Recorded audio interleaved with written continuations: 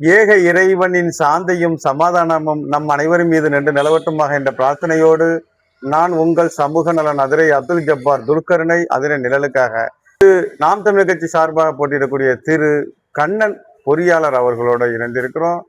வாங்க அவருடன் நிறைய பட்டுக்கோட்டை மற்றும் சுற்றி உள்ள பகுதிகள் சார்பாக என்னென்ன பிரச்சனைகள் அதை பற்றி கேள்வி கேட்க இருக்கிறோம்.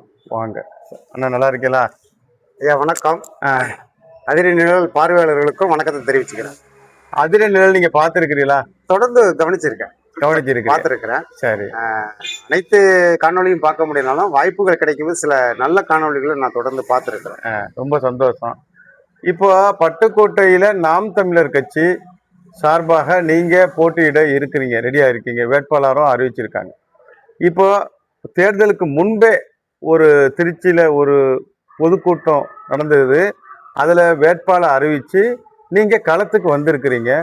இன்னும் ஆண்ட கட்சி, ஆளுங்கட்சிகள் மற்றும் போட்டியிடக்கூடிய கட்சிகள் இன்னும் வேட்பாளரை தேர்வு நடைபெறலை. அதே போல் அவங்க கூட்டணி இன்னும் முடிவாகலை. தொகுதி பங்கீடுகள் பிரச்சனை இருக்குது. எப்படி பார்க்குறீங்க? வணக்கம். முதல்ல எப்படி என்னன்னா, எங்களை இந்த மாநாட்டில் அறிவிக்கலை. என்ன வேட்பாளர் அறிவிச்சது நவம்பர் 15 தண்ணீர் மாநாடுன்னு ஒண்ணு போட்டாங்க பூதலூர்ல. ஆமா, அந்த மாநாட்டுல நம்ம டெல்டா மாவட்டத்துக்கான 15 வேட்பாளர்களை அறிவிச்சாங்க. அதுல ஒருவனா தான் நான் அறிவிக்கப்பட்டேன்.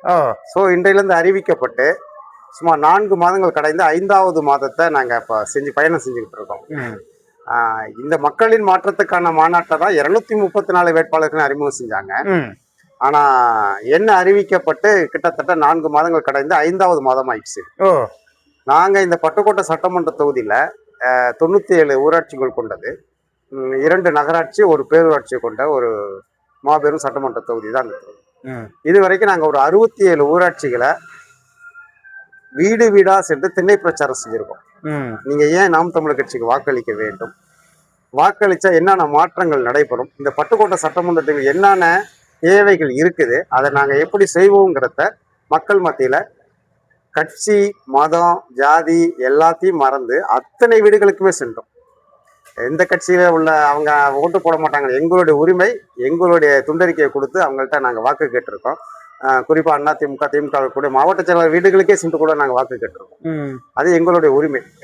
அந்த அடிப்படையில நீங்க சொன்ன மாதிரி அந்த கட்சிகள் அண்ணன் சொல்ற மாதிரி சீட்டுக்கும் நோட்டுக்குமான கட்சிகளா இருக்கு. அதோட கூட்டணிகள் இருக்கக்கூடிய கட்சிகள்லாம் நாங்க மக்களுக்கான சேவை செய்ய வேண்டிய அரசியல்ல நிக்கிறதுனால நாங்க எங்களை இந்த மக்கள் மத்தியில அண்ணன் ஒரு தனி மனிதரை 15 ஆண்டு காலம் இந்த தமிழ் தேசியம்னா என்ன, கோட்பாடு, கொள்கைகளை ஒரு தனி மனிதனை முன்னிறுத்தி எந்த ஒரு எங்களுடைய கட்சி இயங்காது.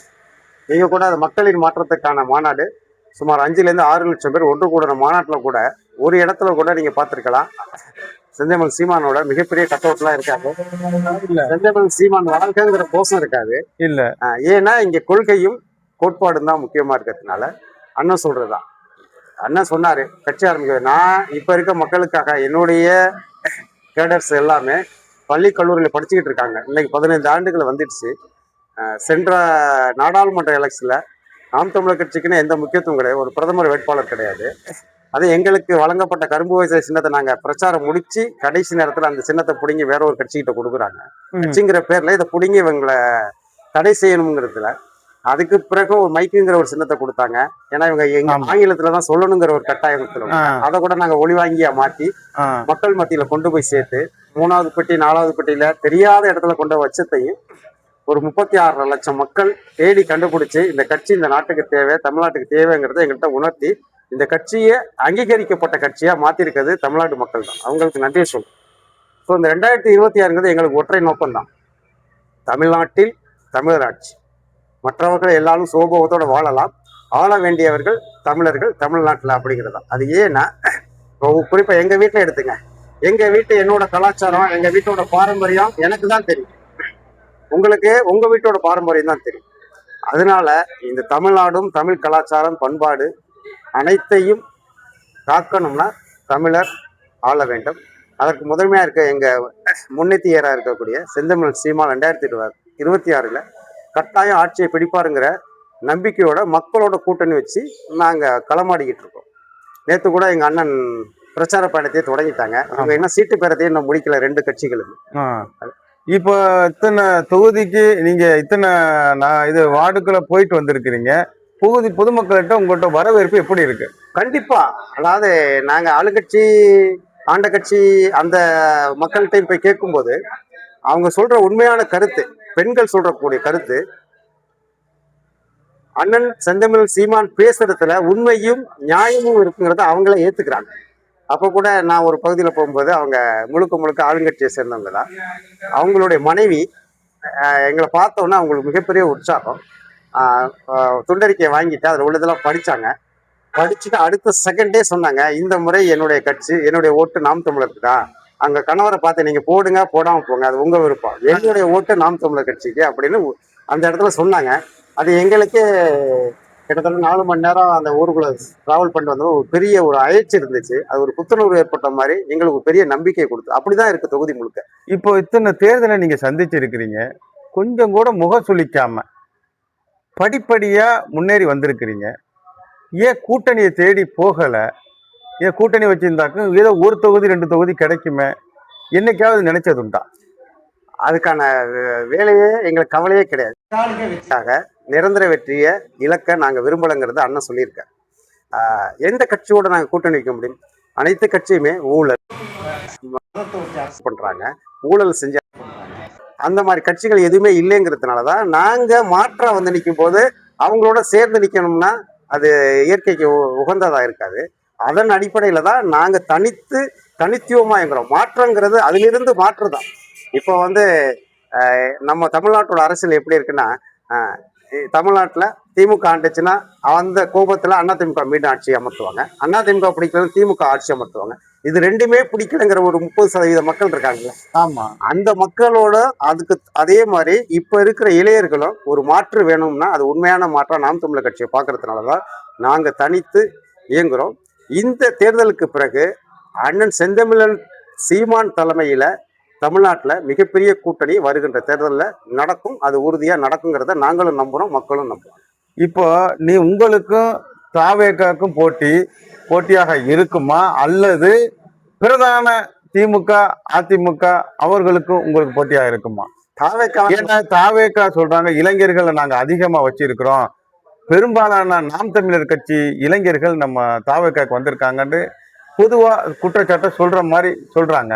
அதை நீங்க எப்படி பாக்குறீங்க? இல்ல, இது வந்து நாங்க எப்போதுமே தாவேக்காவை ஒரு போட்டியாவே நினைக்கிறது கிடையாது. அரசியல் கட்சியாவே நாங்க இன்னும் அங்கீகரிக்க முடியாது. ஏன்னா எங்களுடைய கட்சியில் இது சொல்றாங்களே, இது முற்றிலும் அவருக்கு இருக்க ஒரு திரை கவர்ச்சி, மீடியா வெளிச்சத்தினால இதை சொல்றாங்களே ஒழிஞ்சு, உண்மையான தமிழ் தேசத்துல வந்தவங்க அண்ணன் வந்து பெரிய திரை கவர்ச்சியோ பெரிய திரைப்படத்துல ஒரு 2-3 படம் டைரக்ஷன் பண்ணியிருந்தாலும் இங்க நிக்கிற பிள்ளைகள் எல்லாமே கொள்கை கோட்பாட்டை உள்வாங்கி வந்து நிக்கிறாங்க. யாரும் வந்து படத்துக்கு கட் அவுட் வச்சுட்டு வந்து அண்ணனுக்கு நிக்கல. இங்க இருக்கிறவங்க புரிதல் நீங்க பார்க்கலாம். நிறைய ஒரு சின்ன குழந்தை கூட தமிழ் தேசம்னா என்ன அதுக்கான விளக்கத்தை அந்த குழந்தை கூட சொல்லும். இது அரசியல் படுத்தப்பட்ட ஒரு இயக்கமா இருக்கு. கடந்த 15 ஆண்டுகளா நீங்க சொன்ன மாதிரி படிப்படியா 1.1, 3.2, 5.4, இப்ப 8.4 அங்கீகரிக்கப்பட்ட கட்சியா படிப்படியா உள்வாங்கிதான் இதுக்குள்ள நிக்கிறாங்க. நீங்க அந்த மாதிரி கூட்டமா இருந்திருந்தா சென்ற தேர்தலில் எங்களை அங்கீகரிக்கப்பட்ட கட்சியா இந்த மக்கள் ஆதரவு தந்திருக்க மாட்டாங்க. அதனால தாவேக்காங்கிற கட்சி எங்களுக்கு போட்டியா எந்த காலத்திலயுமே வர முடியாது. அவங்கள வந்து அந்த திராவிட கட்சிகள்ல ஒரு 3வது கட்சியை தான் பாக்குறோம். அந்த கொள்கைக்கும் கோட்பாட்டுக்கும் எந்த வித்தியாசமே கிடையாது. பாத்தீங்கன்னா சாதாரண இருங்க, அவங்க கொள்கை என்ன? திமுக கலைஞர் உரிமை தொகைன்னு 1000 ரூபாய் கொடுக்குறாங்க. இப்ப அண்ணன் எடப்பாடியார் வந்து என்ன சொல்றாரு, நாங்கள் ஆட்சிக்கு வந்தாலும் 2000 தருவோங்கிறாங்க. இவர் என்ன சொல்றாரு, நாங்க 2500 ரூபாய் தருவோம் அப்படிங்கிறாங்க.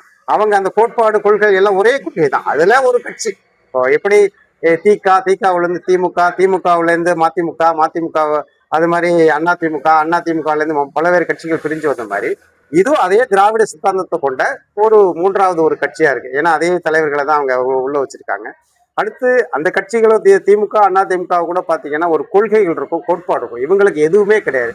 அந்த கேடர்ஸ் எல்லாம் நீங்க ஒரு சாதாரண பேட்டி எடுத்தா கூட சொல்லுவாங்க, அவங்களுக்கு தெரிஞ்சது டிவிகே விஜய், ஏதோ ஒரு படம் ரிலீஸ் ஆகும் போது 2026 அதுக்கு கோஷம் போடுற மாதிரி தான் இருக்க ஒழுங்கு. அதனால நாங்க தாவேக்காவை எந்த காலத்திலயும் ஒரு பொருட்டாவே எடுத்துக்க மாட்டோம். இந்த பட்டுக்கோட்டை தொகுதியிலே நீங்க பாத்தீங்கன்னா தாவேக்கா அது இப்ப சமீபத்தில் நடந்த இந்த 41 பேர் கொலைன்னு தான் சொல்லணும். அந்த கொலை அதுக்கு பிறகு அவர் குடும்பத்தையே கவர்ந்து பண்ண முடியாது, தான் பெற்ற பிள்ளைகளையும் தன் மனைவியையும் காக்க முடியாதவர் தமிழ்நாட்டை எப்படி காப்பாங்கன்னு பெண்களே பேச ஆரம்பிச்சிட்டாங்க. அதனால அதுல இருந்த அந்த அந்த புரிதலோட இளைஞர்கள் நாம் தமிழர் கட்சி தான் சரியா இருக்குங்கிற தேர்வுல தான் பட்டுக்கோட்டில் நிறைய தாவேகா தொண்டர்கள் கூட நாம் தமிழர் கட்சி ஆதரிக்கிறத நாங்க களத்துல பார்த்தோம். இப்போ நீங்க வந்து மதத்தை வச்சு அரசியல் பண்றாங்கன்னு சொல்றீங்க. பட்டுக்கோட்டையில இப்போ திமுக, அதிமுக வந்து இந்த ஜாதி அடிப்படையில வேட்பாளரை அறிவிக்கிறாங்க. கடந்த முறை வந்து நாம் தமிழர் கட்சி வெள்ளாளர் சமூகத்தை சேர்ந்த ஒரு சகோதரி கொடுத்தாங்க. இந்த முறை இந்த குற்றச்சாட்டு இருக்குது. இந்த முறை வந்து முத்திரையர்கள் அதிக ஓட்டு வாங்கினாங்க, அவர்களுடைய வாக்குகளை நம்ம வந்து குறி வைத்து சகோதரர் கண்ணனை அறிவிச்சிருக்காங்கன்னு ஒரு குற்றச்சாட்டு இருக்கு. அதை எப்படி நீங்க பாக்குறீங்க? இல்ல, இது வந்து திராவிட கட்சிகளுடைய இந்த ஜாதி அரசியலை பண்றது திராவிட கட்சிகள் தான். எப்படி பாக்குறோம்னா, உண்மையான சமூக நீதிங்கிற போர்வையில சொல்லிக்கிட்டு எந்த ஒரு அப்படி நீங்க சொன்னீங்கன்னா பெரும்பான்மை வாக்கு வாங்கான இதே முத்திரையர் சமுதாயத்துக்கு ஏன் இந்த ஆளுங்கட்சியா இருக்க திராவிட கட்சியோ ஆண்ட கட்சியோ கொடுத்து அழகு பார்த்திருக்கலாமே. அவங்க தான் சொல்றாங்களா எங்களுக்கு வெள்ளாளர் சமூகம் அதிகமா இருக்குன்னு தான் தொடர்ந்து கொடுக்குறாங்க. அப்படி பார்க்க போனா இவங்க வந்து எங்களுக்கு உண்மையான சமூக நீதி அடிப்படையில தான் கொடுத்திருக்காங்க.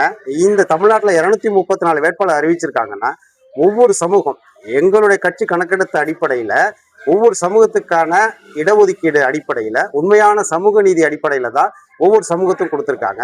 குறிப்பா எடுத்துக்கிட்டீங்கன்னா எந்த ஒரு கட்சியுமே ஏறெடுத்து பார்க்க முடியாத மருத்துவர் சமூகம், வண்ணார் சமூகம், பண்டாரங்கிற அவங்களோட சமூகம், அதே மாதிரி பார்த்தீங்கன்னா சௌராஷ்டிரா, அப்புறம் குறிப்பா எந்த கட்சியுமே தீண்டத்தகவப்பட இருந்த பிராமணாளுக்கு 6 இடங்களை கொடுத்துருக்காங்க. அவங்க 3லேருந்து 3.5% இருக்காங்கிறதுனால அவங்களுக்கு 6 இடங்கள் கொடுத்துருக்காங்க. இது உண்மையான சமூக நீதி கோட்பாட்டுங்கிற அடிப்படையில தான் எங்களுக்கு இந்த சீட்டு வழங்கப்பட்டிருக்கவங்களுக்கு பெரும்பான்மை ஜாதி அப்படிங்கலாம் கிடையாது.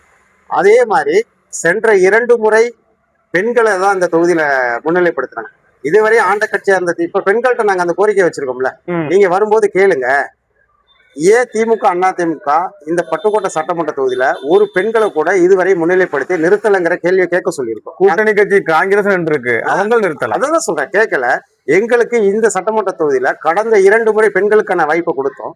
இந்த முறை சுழற்சி அடிப்படையில ஆண்கள்ங்கிற அடிப்படையில என்ன அண்ணன் செந்தமிழ் சீமான் அறிவிச்சிருக்காருங்கிறது உண்மையான சமூக நீதிக்கு கிடைச்ச ஒரு வெற்றியா தான் மக்கள் பாக்குறாங்க.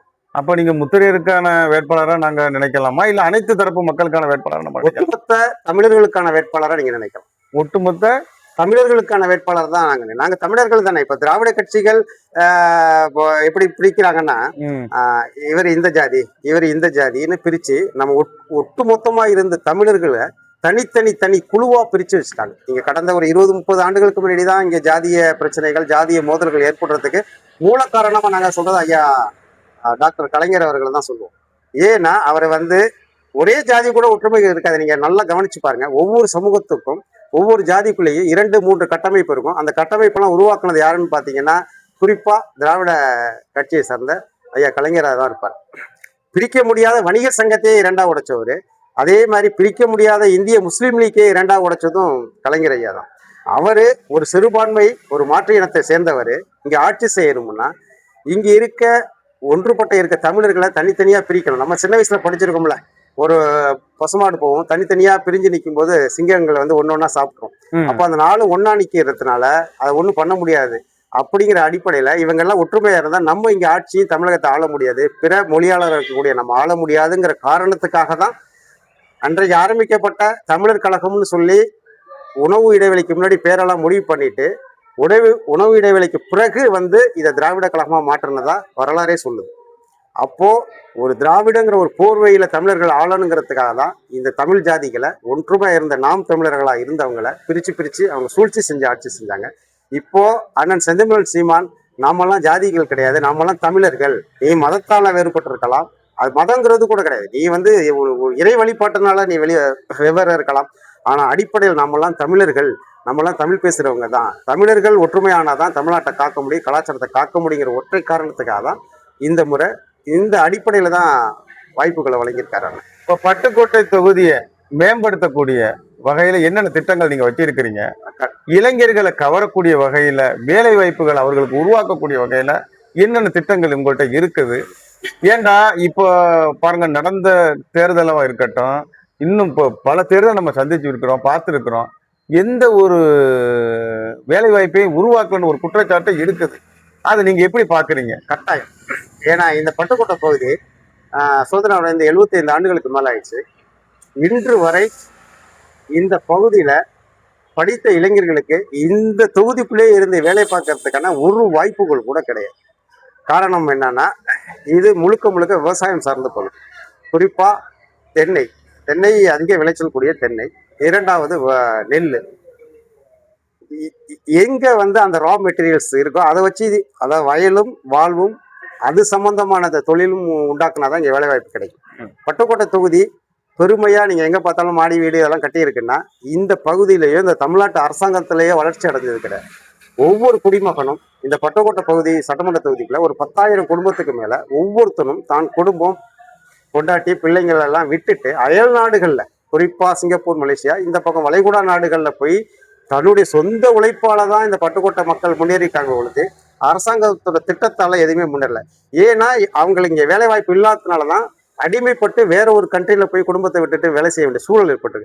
நாங்க வந்தா என்ன செய்வோம்னா, குறிப்பா தென்னை எடுத்துக்கிட்டோம்னா, தென்னையை மதிப்பு கூட்டி விற்கக்கூடிய ஒரு பொருளாதாரத்தை, தற்சார்பு பொருளாதாரத்தை உருவாக்க முடியும். அதுக்கான திட்டங்கள் எங்கள்கிட்ட இருக்குது. அண்ணன் கூட சொல்லியிருக்காரு.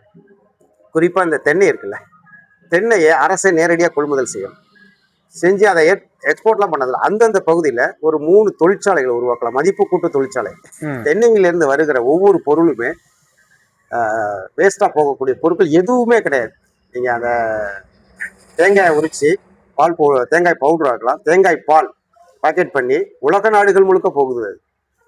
அது மாதிரி செய்யலாம் மதிப்பு கூட்டுறது. அந்த ஆலையை இயக்கக்கூடிய இப்போ மதிப்பு கூட்டு இந்த பொருள்லாம் செஞ்சுட்டு அதில் இருக்க நாரை உரிச்சு நிறைய இதெல்லாம் செய்கிறாங்க. அதில் அந்த ஒதுங்குற அந்த கோகோபீட்னு சொல்கிறாங்கல்ல, அதில் தான் இப்போ ஐரோப்பா கண்டம் முழுக்க அதில் தான் மண்ணு கிடையாதாங்க, அதில் தான் செடியெல்லாம் வளர்க்குறாங்க. எல்லாமே மதிப்பு கூட்டி மிகப்பெரிய பொருளாதாரத்தை ஈட்டலாம். அதற்கு 4 தொழிற்சாலைகள் இங்கே அமைக்கலாம். அந்த தொழிற்சாலைகளை அண்ணன் அரசு ஊழியராக வீட்டுக்கு ஒருத்தர் கொடுக்குறோம்னு சொல்லுவாங்க. நாங்கள் இலவசம் கிடையாது, வீட்டுக்கு ஒருத்தர் அரசு ஊழியராகி மாதம் 25,000 அடிப்படை சம்பளத்தில் கொடுக்கணுங்கிறது தான் எங்கள் திட்டம். அந்த திட்டம் எப்படின்னா, இவங்க நினச்சிக்கிறாங்க அரசு ஊழியர்னா காலையிலே வண்டி எடுக்கணும், ஆஃபீஸில் போய் உட்காந்து பேனா பிடிச்சி எழுதுகிற வேலைகள் கிடையாது. அரசு ஊழியர்னா நீ என்ன செய்கிற அந்த வேலையை அரசு ஊழியராகும். தென்னையை நீ பயிரிடுறீன்னா அந்த தென்னையை மொத்தமாக அரசாங்கமே மொத்தமாக கான்ட்ராக்ட் பேஸில் உங்கள்கிட்ட 10 ஏக்கர் இருக்குன்னா உங்களுக்கு 10 ஷேர் ஒரு அரசு நிறுவனம், பொது நிறுவனம் அதை உருவாக்கி அவங்க அதில் வேலை செய்கிறவங்களே அரசு ஊழியராக்கணும். நீ காலையில் 8 மணிக்கு வரணும், அதை பராமரிக்கிற பணி, அதுக்கான உரமிடுறது, அப்புறம் தேங்காய்களை பறிக்கிறது, அதை ஏற்றி கொண்டாந்து இந்த ஃபேக்ட்ரியில் கொண்டு வருது. அங்கே தரம் பிரிக்கப்பட்டு அதை இளநியா, ஒரு சாதாரண இளநீ எடுத்துக்கிட்டிங்கன்னா இங்கே வந்து கொள்முதல் 20 ரூபாய்க்கு செய்கிறாங்க. ஆனால் அது விவசாயம் கட்டுப்படியான விலை கிடையாது. அதை இங்கே இப்போ கடத்தூரில் கொண்டாந்து விற்றாங்கன்னா 50 ரூபா, இல்லை சென்னை கொண்டு போனால் 60 ரூபா. ஆனால் அதை 300 ரூபாய்க்கு விற்கலாம். எப்படின்னா இங்கே அதை தரம் பிரித்து அதை அழகாக பேக் பண்ணி 50 ரூபா, எக்ஸ்போர்ட் பண்ணுறதுக்கு 50 ரூபா, 100 ரூபா செலவு வச்சுக்கிட்டா கூட 200 ரூபாய்க்கு விற்கலாம். இப்போ சிங்கப்பூர் மற்ற நாடுகளில் நம்ம இப்போ இடைமறிக்க நினைக்காதீங்க. இப்போ தேர்தலில் வெற்றி பெற்றவங்க இது அரசு கவனத்துக்கு கொண்டு போகலன்னு நீங்க நினைக்கிறீங்களா? எதுவுமே இவங்க கொண்டு போகலையா? நீங்க உதாரணத்தை சொல்றேனே, இந்த இதுவரைக்கும் இந்த பட்டுக்கோட்டை சட்டமன்றத்தில் வெற்றி பெற்றவங்க வெற்றி அடைந்ததை அவங்க எம்எல்ஏ, சட்டமன்ற உறுப்பினர் ஒரு கௌரவம் 5 வருஷத்துக்கு இல்ல கௌரவ பதவி. அவங்களுக்கு தேவை ஒரு கௌரவம். நம்ம சட்டமன்ற உறுப்பினர் ஐயா என்ன ரங்கராஜன் ஐயா கிடைச்ச ஒரு வாய்ப்பு. தொடர்ந்து 15 ஆண்டுகள்ங்கிறது மிகப்பெரிய வாய்ப்பு. எவ்வளவோ திட்டங்களை இங்க கொண்டு வந்திருக்கலாம். ஆனா அவரை வந்து ஆளுற கட்சியில இல்லாம எதிர்கட்சியா இருந்ததுனால அந்த வாய்ப்புகள் மறுக்கப்பட்டிருக்கலாம். நான் கடந்த 2 முறை இப்ப இருக்கிற ஐயா அண்ணாதுரையா இருக்கட்டும், இதற்கு முன்னாடி இருந்த ஐயா சி வி சேகரா இருக்கட்டும், அவங்க எம்எல்ஏவா இருந்தபோது அந்த கட்சி ஆளுங்கட்சியா இருந்துச்சு. அப்போ அவங்க இந்த தொகுதிக்கான நிறைய தேவைகளை கொண்டு வந்து சேர்த்திருக்கலாம். குறிப்பா இந்த பட்டுக்கோட்டை தஞ்சை மாவட்டத்திலே எடுத்துக்கிட்டீங்கன்னா, முதல்ல பூண்டி புஷ்பம் கல்லூரி, 2வது நம்ம காதர் முஹிதீன் கல்லூரி. இந்த 2 கல்லூரி இல்லைன்னா இங்க உள்ளவங்க படிச்சு இன்னைக்கு அரசு ஊழியரா ரிட்டையர்ட் ஆகுங்க 3/4 பேர் இங்க படிச்சவங்க தான். அது போதாது, அந்த ஒரு கல்லூரிங்கிறது போதாது. அது தனியார் கல்லூரி, அது ஒரு நல்ல கல்லூரி, அதுல எந்த குறையும் சொல்ல முடியாது. ஆனா இவங்க 75 ஆண்டு காலம் இருந்தாங்கல்ல, ஏன் இந்த பட்டுக்கோட்டை பகுதிக்கு ஒரு அரசு கலை அறிவியல் கல்லூரி கொண்டு வரல? இதை சுத்தி இருக்க பகுதியெல்லாம் பாருங்க. ஒரத்தநாட்டுல வெட்டரி காலேஜ் இருக்கு, அரசு கலைக்கல்லூரி இருக்கு, பிஎட் காலேஜ் இருக்கு, அதிராம்பட்டினத்துல காலேஜ் இருக்கு, சாரி அதிராம்பட்டினத்துல தனியார் கல்லூரி, பேராவூர்ணியில அரசு கலைக்கல்லூரி இருக்கு, ஆலங்குடியில அரசு கலைக்கல்லூரி. இப்போ வந்த முத்துப்பேட்டை இன்னும் ஒரு தொகுதி இதா கூட ஆகல, அங்க ஒரு அரசு கலைக்கல்லூரி கொண்டு வந்து. ஏன் இந்த பட்டுக்கோட்டைக்கு இதுவரை ஒரு அரசு கலைக்கல்லூரியோ இல்ல அரசு மகளிர் கலைக்கல்லூரியோ அறிவியல் கல்லூரியோ ஏன் கொண்டு வரலங்கிறத இந்த முறை உங்களை ஓட்டு கேட்க வரும்போது நீங்க கட்டாயம் கேளுங்க.